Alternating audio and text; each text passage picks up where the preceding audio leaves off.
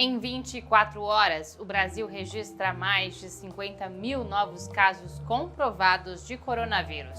A média de pessoas mortas pela doença volta a subir em 9 estados brasileiros. Na entrevista central, o médico infectologista Gerson Salvador avalia a inércia do governo federal para conter o novo avanço do vírus. E, em meio às altas taxas de infecção, as escolas e universidades resistem às tentativas do governo de impor uma retomada das atividades presenciais. É o que você acompanha em nossa reportagem. Eu sou Pamela Oliveira e a Central do Brasil está no ar. Central do Brasil. Xingamentos, agressões e assédios são respostas machistas à entrada das mulheres na política. A ativista feminista Sara de Roure analisa as violências vivenciadas pelas mulheres na política. Embarque imediato. A verdade é que o nosso sistema político continua recebendo com muita violência as mulheres que nos colocamos nos espaços do debate e do embate. Desde essa desqualificação mais visível até as coisas menos ruidosas. O assédio nos chats das redes sociais, as mensagens dentro do interior dos partidos políticos, a desqualificação para concorrer. A falta de financiamento e de apoio é só uma parte de por onde passam os desafios das mulheres para ocupar os espaços da política. Outra que ficou muito visível é de fato a violência. Quando nós, mulheres, nos colocamos no espaço da política e nos propomos a estar em espaços públicos, nós estamos contribuindo para pensar um sistema político que possa ir além das fronteiras do patriarcado. A democracia no Brasil depende e passa pela luta das mulheres, pela luta feminista. Nesta quarta-feira, o Fundo Monetário Internacional reconheceu a necessidade de prorrogar o auxílio emergencial, conforme a oposição vem exigindo do governo Bolsonaro há meses. Vivendo na incerteza, milhares de desempregados voltam a procurar trabalho em meio ao aumento dos casos de coronavírus. Vamos saber mais com Flávia Quirino.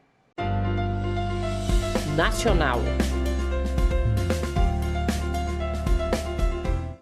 O auxílio emergencial serviu para amenizar a situação econômica de um grande número de pessoas desempregadas, trabalhadores informais, autônomos e famílias cadastradas em programas sociais do governo federal que foram atingidas pela crise sanitária.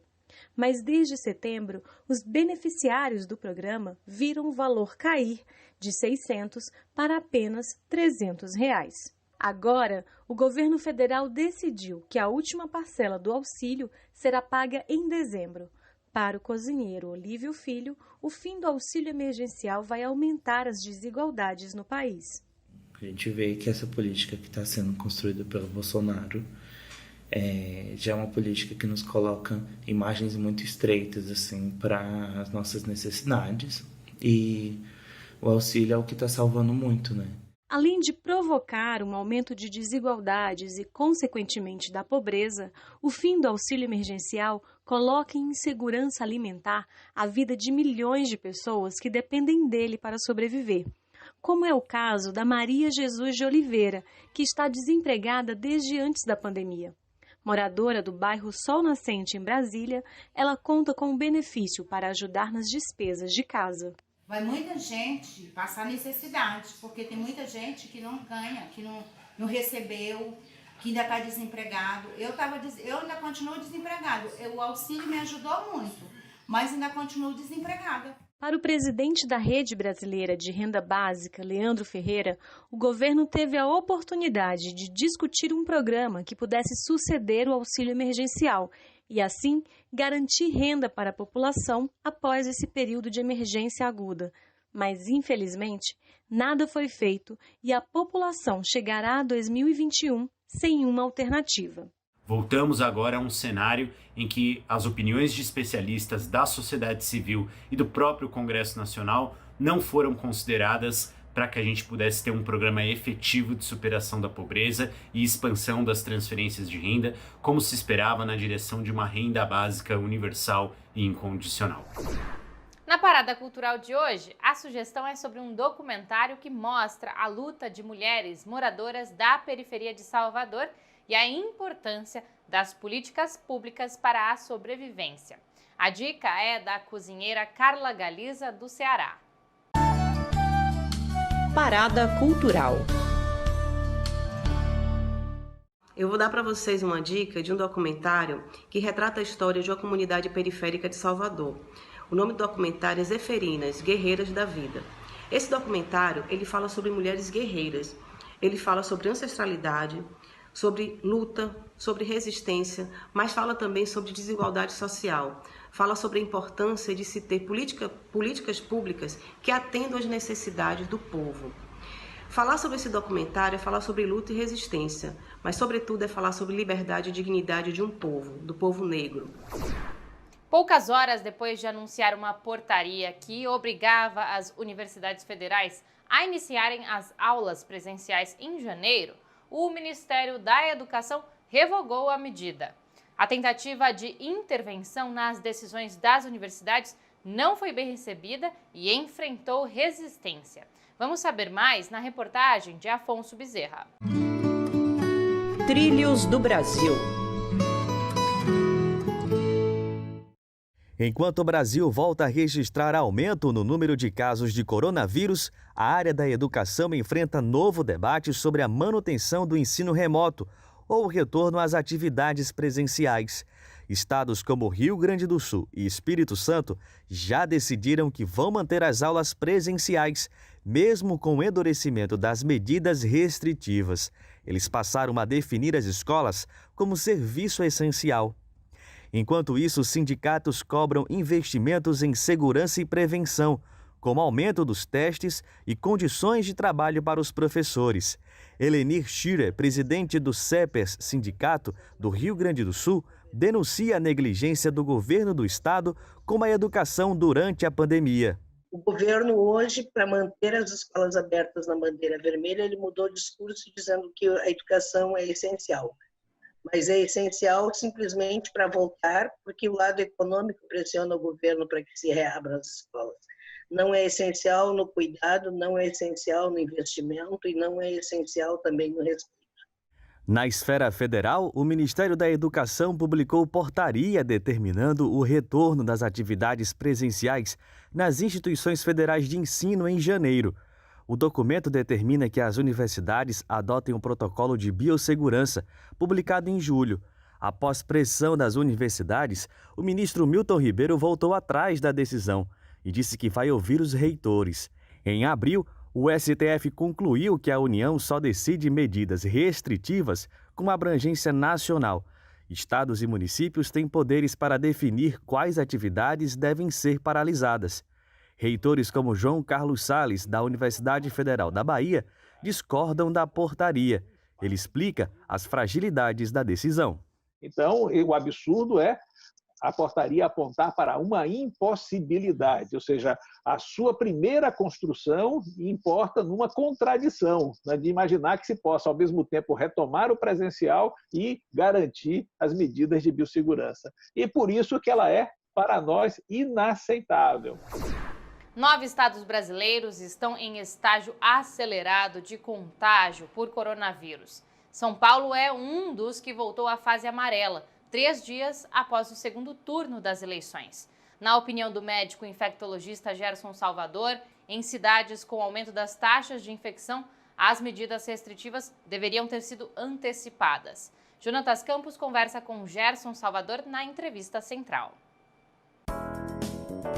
Entrevista Central. Hoje vamos falar sobre a pandemia do coronavírus com o médico infectologista Gerson Salvador. Ele é especialista em saúde pública e atua no Hospital Universitário da USP, em São Paulo. Doutor, agradecemos sua participação. A cidade de São Paulo regrediu para a fase amarela do plano de controle do coronavírus, onde existem maiores restrições para o comércio, para os serviços e várias outras áreas do convívio e do cotidiano das pessoas. Essa decisão do governador João Dória e do prefeito reeleito Bruno Covas foi tomada um dia após as eleições. Eu lhe pergunto, essa decisão foi atrasada ou foi no momento correto, doutor? Foi absolutamente ditada pelo calendário eleitoral, né? Haja vista que o comitê da secretaria, ele se reuniu no mês de julho 5 vezes, o comitê de especialistas, para avaliar a situação, né? No mês de agosto foram 3 reuniões. E desde o dia 9 de outubro não havia nenhuma reunião do comitê, que são pessoas de elevada qualidade técnica e acadêmica, tá? Então faço essa menção. E no momento que a secretaria ouvisse o comitê de especialistas, não teria como não admitir que a situação estava grave e vinha piorando. E nas últimas semanas, as mortes e o número de contaminados tem crescido no Brasil em comparação com semanas anteriores. Você considera que estamos em uma nova onda ou é precipitado avaliar dessa forma? A questão de ser uma nova onda ou ser a mesma onda, na minha opinião, é uma questão retórica. A pandemia nunca teve sob controle no Brasil, né? O termo que eu prefiro é um tsunami. Nós temos um tsunami epidêmico no Brasil e nos Estados Unidos. Nós não tivemos a situação sob controle em momento nenhum. Então não foi o mesmo comportamento da maior parte dos países da Europa Ocidental, que a gente está vendo uma segunda onda de fato. Mas basicamente o que é importante as pessoas saberem é que a situação está se agravando. A gente passou por um período de melhora, mas a situação nunca esteve controlada no Brasil. O senhor falou várias coisas interessantes. No início da pandemia, em março, houve uma adesão maior, tanto da população quanto de governos estaduais, municipais, exceto o governo Bolsonaro, como você bem explicou. Agora estamos tendo aumento de casos e parece que essa adesão, inclusive na imprensa, não está sendo igual a março. A que o senhor dá essa diferença de adesão aos cuidados que sempre devemos ter com o coronavírus? Minha impressão, as pessoas têm necessidades materiais, né? Então as pessoas estão passando por dificuldades econômicas. Isso sempre foi um desafio, desde o começo da pandemia, com as pessoas com trabalhos precários precisando circular, né? Isso teve impacto no aumento da pandemia, notadamente nas periferias, entre as pessoas mais pobres. E a gente viu no momento que as atividades econômicas voltaram a ser liberadas, as pessoas passaram a circular e, de alguma maneira, houve uma sinalização de que a situação estava sob controle, sabe? Que as coisas, o pior já tinha passado, uma certa narrativa que alimentou uma esperança nas pessoas. Na minha opinião, isso tem um impacto também. E, por fim, muita gente está cansada, né? A pessoa é muito sofrimento, a pessoa não encontrar os seus familiares, seus entes queridos, então as pessoas vão procurando meios. Imagino que em médio prazo, pelo menos, não vai ser possível retomar o isolamento social ou outras medidas restritivas como houve em março. Mas eu gostaria de perguntar ao senhor, que é um cientista, que é um profissional da área de saúde, parece óbvio, mas quais as medidas que as pessoas têm que tomar, ainda têm que tomar, mesmo precisando sair de casa, mesmo tendo contato social com outras pessoas?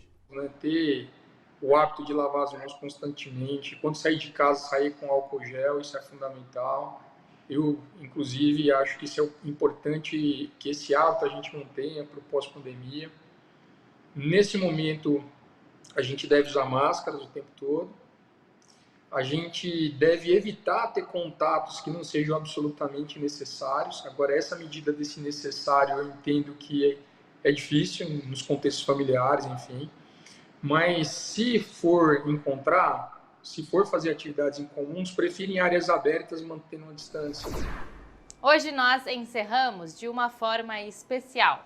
2 de dezembro é o dia do samba, que é uma expressão da cultura e da resistência do povo brasileiro. Eu deixo vocês com Leci Brandão. Até amanhã. Frente Brasil Popular,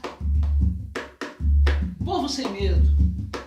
Anos 90, parece até que a gente estava adivinhando, hein, o que ia acontecer. Presta atenção.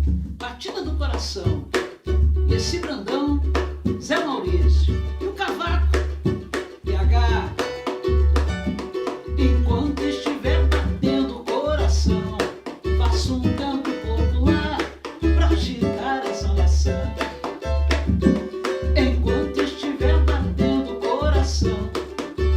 canto popular pra agitar essa nação. Podem perseguir minha